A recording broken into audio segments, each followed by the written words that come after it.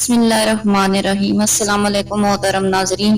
जब हजरत नूह अलैहिस्सलाम कश्ती बना रहे थे तो एक मोमना बूढ़ी औरत रोज अल्लाह के नबी के पास अपनी गठरी लेकर आती और कहती, ए अल्लाह के नबी, कब कश्ती रवाना होगी? नूह अलैहिस्सलाम फरमाते, अभी देर है। वो औरत शाम तक बैठी रहती और फिर उठकर चली जाती। एक दिन नूह अलैहिस्सलाम ने फरमाया, ए औरत, जब जाना हुआ तुम्हें बता दिया जाएगा। ये औरत वापस चली गई और इंतजार करने लगी कि नूह कब बुलाएंगे। इस दौरान अजाब आ गया और कश्ती रवाना हो गई, लेकिन नूह अलैहिस्सलाम ने इस औरत को ना बुलाया। ज़हरी तौर पर नूह अलैहिस्सलाम इसको बुलाना भूल गए।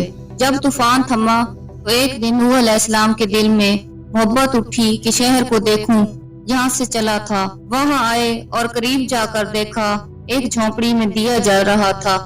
नूह अलैहिस्सलाम ये देखकर चौंक गए कि रोए जमीन पर कोई ऐसा भी घर है इतने अजीम तूफान के बाद भी जिसमें चिराग जल रहा है। उन्होंने वहां तकबीर बुलंद की।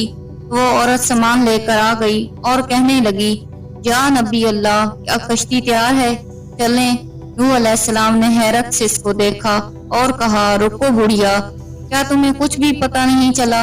वो कहने लगी, या नबी अल्लाह, क्या नहीं पता चला? कहा, इतना बड़ा सैलाब आया, बारिश आई, तुम्हें कुछ भी पता नहीं चला? बुढ़िया कहने लगी, या नबी अल्लाह, बस एक दिन बादल गरजे थे और कुछ हल्की सी फुहार पड़ी थी। नूह अलैहिस्सलाम हैरान होकर आसमान की तरफ देखने लगे और कहा, मेरे अल्लाह, ये क्या माजरा है? अल्लाह ताला ने नूह अलैहिस्सलाम पर वही भेजी, क्या मेरे प्यारे नबी, इस औरत के दिल में चूंकि तुम्हारी मोहब्बत थी और तुमने इससे पाबंद कर दिया था, और चूंकि तुम्हारा इससे वादा भी था कि निजात की कश्ती में इसे ले जाओगे, अब जबकि तुमने अपना वो वादा पूरा नहीं किया। लेकिन ए नूह अलैहिस्सलाम, मैं तो तुम्हारे वादे का जिम्मेदार था, इसलिए मैंने इस बुढ़िया तक अजाब पहुंचने ही नहीं दिया। इमाम सज्जाद अलैहिस्सलाम ने पास बैठे अपने मोमिनीन से फरमाया, ओ मोमनो, ये हदीस क़यामत तक के मोमिनीन तक पहुंचाते रहो। उन्हें बता दो कि जिसने हमसे मोहब्बत की, क़यामत का अजाब जरूर आएगा।